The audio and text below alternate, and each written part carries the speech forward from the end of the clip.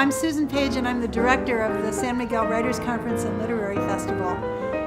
I've been working with a team of incredibly dedicated and excited people to put together a conference which we believe is going to be over the top, keynoted by Margaret Atwood, who's the inimitable, much honored writer, Elena Poniatowska, who is very beloved in Mexico, Joy Harjo, the Native American poet, and Naomi Wolf.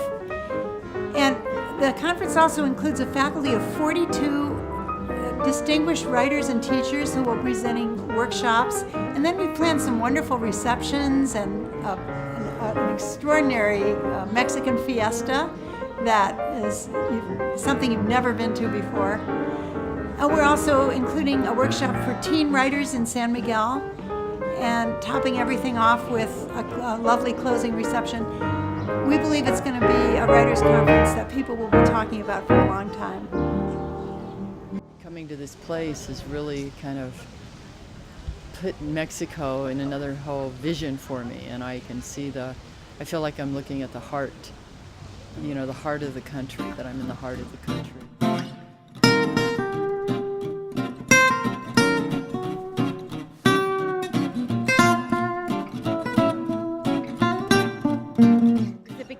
Cuando mis padres querían darme un regalo especial, era venir a San Miguel y pasar el día en San Miguel.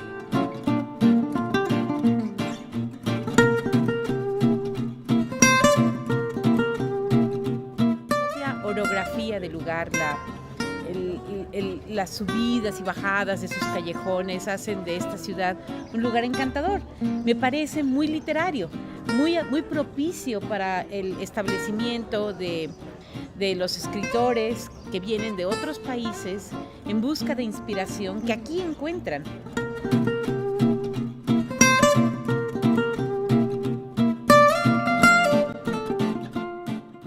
Aquí a San Miguel Allende. Yo no había venido, yo creo que vine hace como 270,000 años antes de Jesucristo, y para mí fue una gran sorpresa ver lo bello que es San Miguel Allende, porque solo había visto casi la iglesia y el parque, el Zócalo, pero ahora ver todas estas casas, nos estamos quedando en una casa maravillosa, llena de cuadros, entonces estamos muy contentos. ¡Ay, qué bonito es volar! A las 2 de... It has a very unique flavor because of its setting and its emphasis on craft, the craft of writing. And I think that gives it a very particular tone, and the quality of the writers, and also the cultural mix with the Spanish and the English, and I'm so excited that it's going to be extended to more of Latin American and Central American writers. En los brazos de una dama, en los brazos de una dama, ay, qué bonito es volar.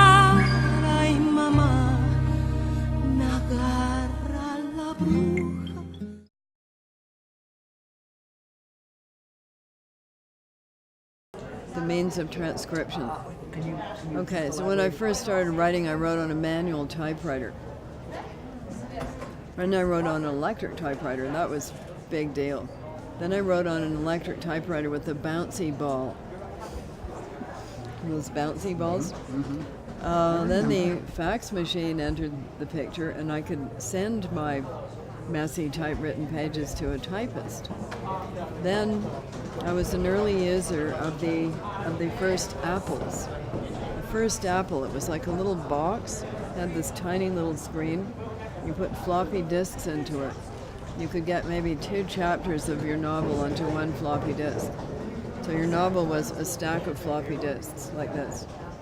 And they regularly got stuck in the machine, so I became an expert at extracting the floppy disks with a hairpin.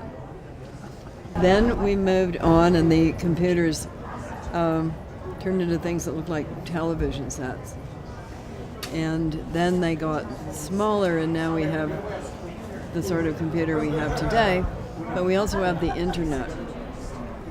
We think the internet is a fact of life, but it's actually very recent. And the ebook has now entered the picture, and that has changed the economics of publishing. However, we must never forget that it always is and always will be the writer here, the reader there, and a bunch of string in between. So all of the stuff we've been talking about is the string. The string has changed. Writing itself, reading itself, they're still the way they were.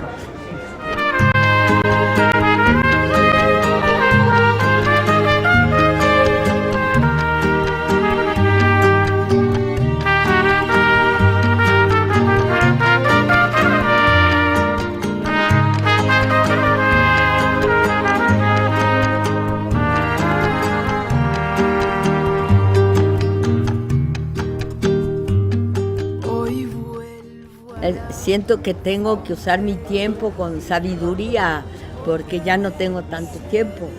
Ya el tiempo se está yendo, ¿no? Todavía hay sol así en las bardas, pero yo ya voy a tener, en un mes tengo 80 años, entonces tengo que cuidarlo para poder escribir, ¿no? Que borra el camino que detrás desaparece.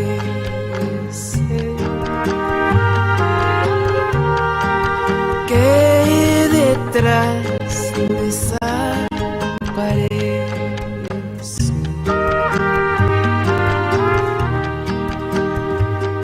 Me arrastro bajo el cielo y las nubes del invierno. Es el viento que las man. I'm 7 generations from Anahui, who was one of the leaders of the, a beloved leader of our people. I don't like representing anyone, and I'm not, I do, but just because of the nature of going out into the world and being who I am, I do represent.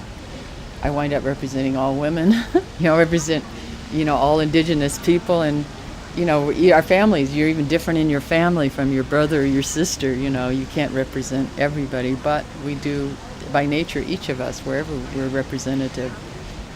But I think that I do sense a responsibility, and I think it's very different probably from some mainstream writers who feel like, well, I can do anything I want, and it's not that I feel restricted at all. It's that I have an awareness, I think, of a larger story and a deeper story. I don't want to say larger or deeper because that's making a comparison, but I have a sense of the story that has not been told. And there's a responsibility there, and I have a piece of it. We all have a piece of the story. And so I'm always aware of that, and always aware of indigenous people wherever I go.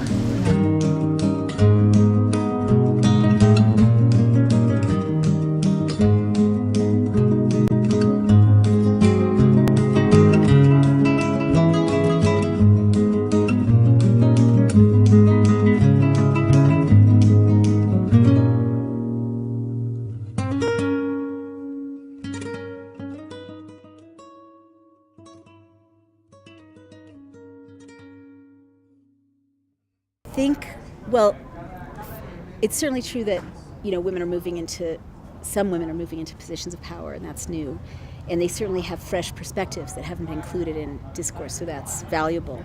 But only 15% of headlines are related to women, or 15% of bylines in the national news are by women. So I think there's a long way to go for women to really use their voices and assert themselves. Women tend to exclude themselves from roles of authority as advocates. I've heard from a woman who was the op editor of the New York Times, and I hear this from a lot of editors. They really want women writing opinion pieces, but they'll call a woman who's an expert in her field and they'll ask her for an op-ed and she'll say, I'm not an expert. Here, go to this man. He's an expert. So that's a psychological reflex, and I think women really need to be supported in getting past that and stepping up to take those roles of authority.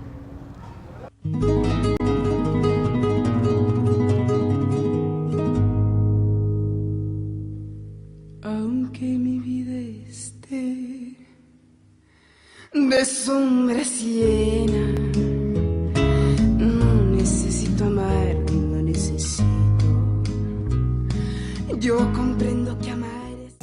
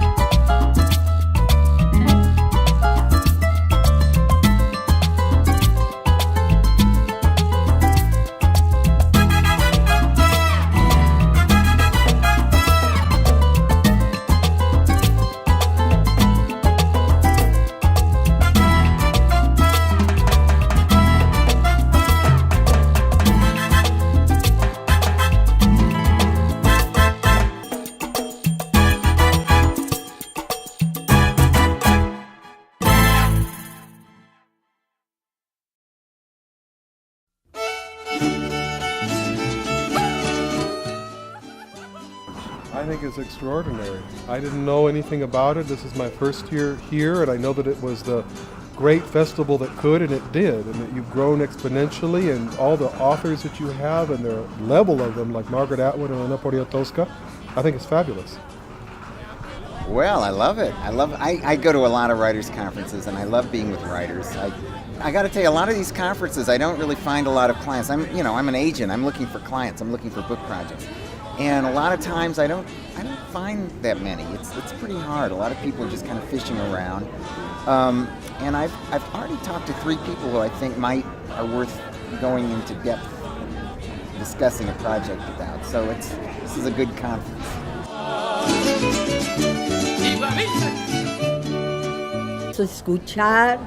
Escuchar, mirar, observar y no centrarte tanto en ti mismo. No estar pensando que tú eres el centro del mundo. A young writer can do is read a lot and then edit your own text over and over and over. I mean that, 90% of being a good writer is being well read and then sitting and staring at the text until it makes you sick and, just polishing every single word. I'm sorry, there's no shortcuts. Pay attention and write about things that interest you, and again, things that seem to be on the margin, and to feel unafraid about writing about those kinds of things. Regardless of what they write about or where they write, what they're doing is an activity that is deeply, deeply human. Not as light as the feather, but as light as the bird, so a muscled lightness, and I love that notion of a muscled lightness. So you keep it spare, keep it light, keep it hot, and powerful, and then you begin to get something. I would say don't try to write the next big blockbuster. Don't try to write what you think just made a lot of money, because by the time yours is done, it will be out of favor. Write your passion. Write a story that you want to live with for 2 years, because that's how long it'll take. Write something that moves you, that turns you on, that you want to be with every day.